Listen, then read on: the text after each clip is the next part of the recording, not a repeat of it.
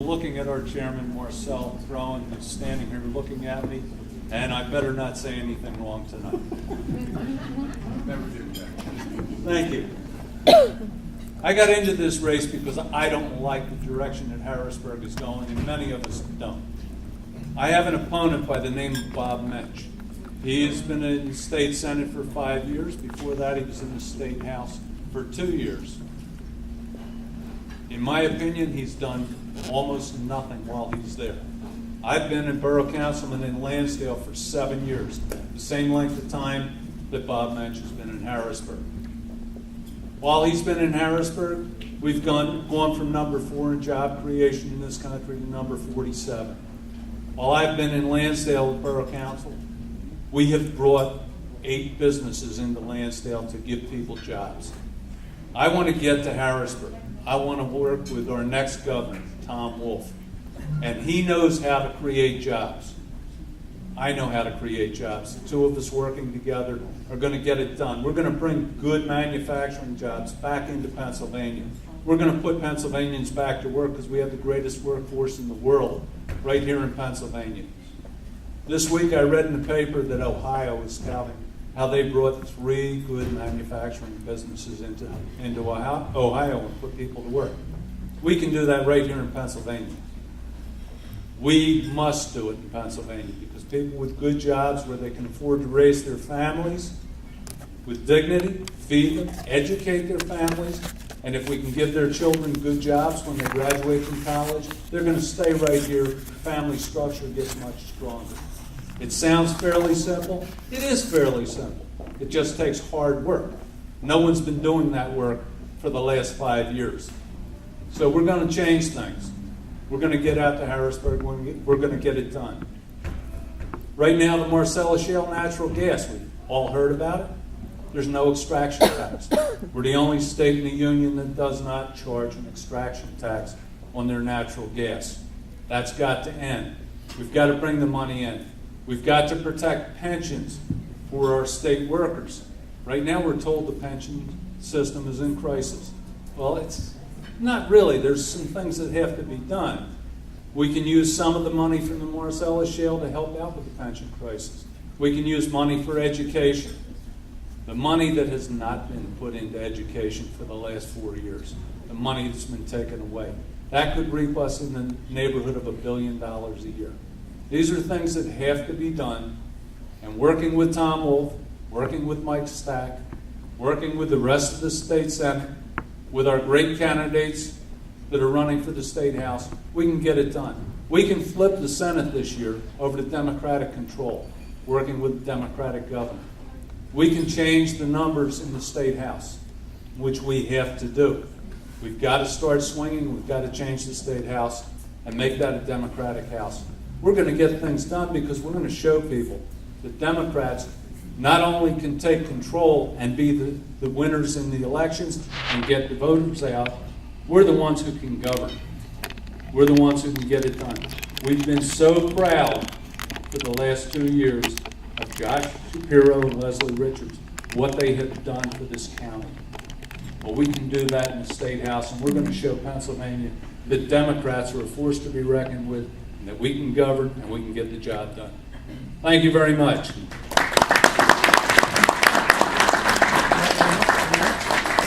Jack, we greatly appreciate you being here. Liz, how are you? Wave, everybody wave at Liz.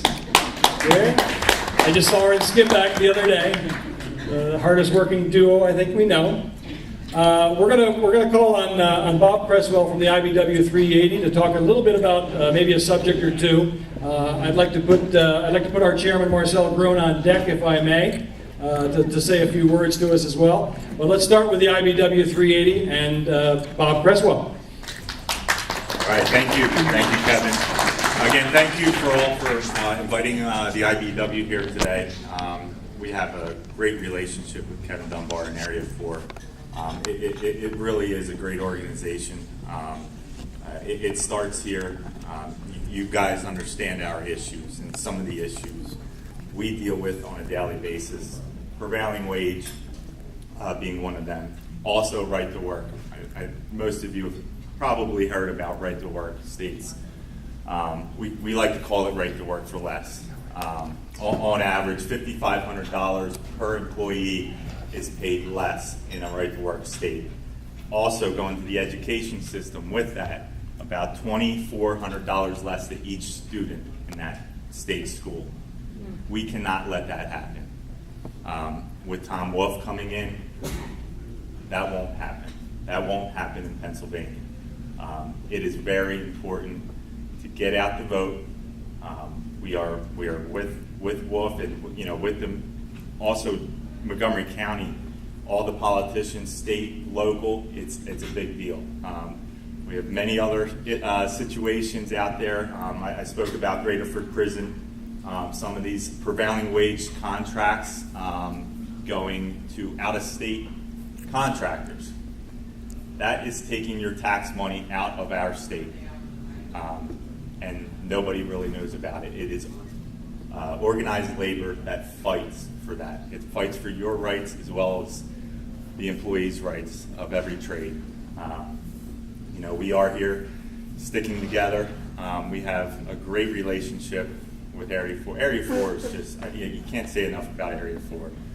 And what you guys have created is, again, it's such a force to be reckoned with. You should be proud of yourselves. I'm proud to be a part of it.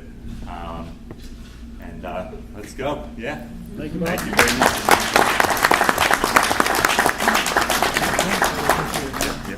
Bob has become very active in the IBW. A quick story about IBW workers. A friend of mine from up home, I'm up in the northern part of Pennsylvania. A friend of mine is an IBW line worker there, and it wasn't too long into the Marcel shale and some of the storms that they had as well that he talked to me on Facebook. He says I can't believe it. He says, but Corbett is bringing linemen and electricians from all over the country, while our guys up in the Northeast are sitting here waiting for somebody to call them in. And that goes right to the prevailing wage that Bob was talking about there. So I've had personal experience with that, and I can tell you that the IBW and all the trades and all the trade unions, they are our friends. I know they have a delicate tightrope to balance sometimes, but they are our friends, and they will continue to be. So. One of the joys of being in Montgomery County is that we get to be part of Marcel Groen's army, and he sends us marching, several times during the year. He has shown leadership for many years, and will be around for at least 4 more years. And you wait till you see what we look like in 4 more years. Bob mentioned that Area 4 has done some steps. Wait till you see what happens under Frank Burstein. Frank knows the area and knows the politics much better than I do. I'm sometimes great at talking, but Frank is the one that knows politics, and he's going to take us even higher under Marcel Groen. So let me ask for a few comments from our chairman. Good evening, everybody. First of all, thank you, Kevin, and I do want to comment. Kevin has been an absolutely delight to work with as your area leader for the last 5 years. He's always been there. You know where his heart is. He works really, really hard to do the things that need to be done. And he's taken this area with a lot of your help on his back, and he's made it into what's the beginning of a real powerhouse. So thank you, Kevin. And I hate to say this, I've known Frank Burstein a couple of decades now, when he was much younger and I was the same age. And Frank has always been a lot of fun to work with, and he's always worked really hard. We first met when he was a supervisor in Warminster in Bucks County a long time ago. Many moons ago, and now he's doing the same thing he did in Warminster. So I was fortunate. I just showed up from the Hillary Clinton event, and there's an entourage of people following me, but they are so slow. I saw Katie McGinty, and she said she was on her way. I know Leslie's on her way. I know Mark Painter's on his way. I know Marion Moskowitz just walked in, I think, but I'm not sure. Yes, I can't see that far. And I know that Dalen Leach probably is on his way. They were all there. So I want to share with you a couple of things, what I heard. It's always exciting when you hear the next president of the United States speak. The first woman who's going to be elected president of the United States, Hillary Rodham Clinton. You can give an applause for that. And as some of you know, I was actually a superdelegate for her 8 years ago. And so when we see each other, I don't even know what to call her anymore. I mean, I said, do I call you Madam Secretary, Madam President? what do you want me to call you? She says, Hillary. And then she gives me a big hug, which is really nice. It makes your ego feel really good. So I said, Mazel Tov, you have a child. And she says, okay, call me Grandma Mazel Tov. So I want to share a couple of things with you, what happened there, because I thought it was pretty interesting. First, Tom was introducing Hillary, and I guess she couldn't hear, and she started to come out in the middle of his introduction behind the curtains. And he said, wait a second, I'm running for governor, get back there. Which is rather cool, because you need that kind of ability. But the other thing I want to share with you, because I think there are two things that really I want to leave you with, because it represents who and what we are and what we do and why you do what you do. First of all, the raising of the minimum wage. Tom is on record, as he said last night, and as he has said repeatedly, that he will see the entourage is coming now because I'm speaking. What the hell took you so long? Anyway, he wants to raise the minimum wage by 25% so that it's $10.10 an hour. I think it should be like Seattle. And by the way, although everybody said in Seattle when they raised the minimum wage, I think to $12.50 or something like that, 15, they thought it would be the end of Seattle. Instead, it's a boom town and it continues to boom. But the fact of the matter is, if you're a single mom with 2 kids, which are an awful lot of folks, or just making minimum wage, and you're trying to raise a family on minimum wage, getting that minimum wage up by 25% means that that person has an additional $5,000 in their pockets. And for some of us, that's not that much. But if you're making 15 and now you're making $20,000 a year, that's the difference between giving your children real food. That's the difference between being able to do things, or not. That's the difference between at least having some abilities to enjoy life. At the end of the day, we do what we do. We are Democrats, first and foremost, for our philosophy, for our views of the world. To me, and I think to all of you, the idea that people can work their asses off and not have enough money to eat and need help for welfare, to me, is immoral, period. There's nothing right about it. There's nothing to be proud of. Don't tell me it costs too much. The fact of the matter is, it costs too much if you don't give people a living wage, if you don't give them the ability to get up and be able to make their life better and their children's life better. Hear, hear. That's what we do.